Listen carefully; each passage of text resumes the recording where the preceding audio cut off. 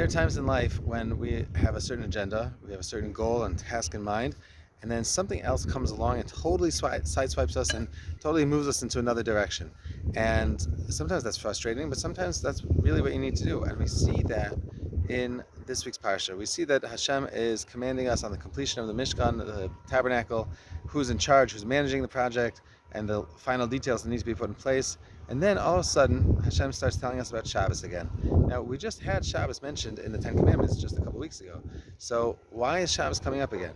Rashi explains to us, and the Ramban doubles down on this and says that the idea is that could be a person thinks that the agenda of the Mishkan is the number one most important project.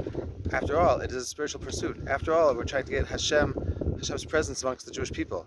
But no, do not forget that there is another agenda called Shabbos Kodesh. Shabbos comes, and no matter what is going on, Shabbos comes first. And therefore, even if we are involved in the holiest, loftiest of agendas, don't get so caught up that you forget that there's a bigger picture. Sometimes we get caught up in our tasks, in our accomplishments that we want to achieve, even if they're amazing, even if they're positive, even if they're holy.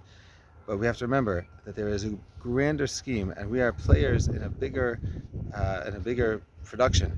And that production is going to be so grand as it is expressed through Shabbos in this week's parsha, representing the entire Ma'aseh Bereshis, the entire creation of Hashem's world. May we be zocheh to properly play our parts and have a beautiful Shabbos.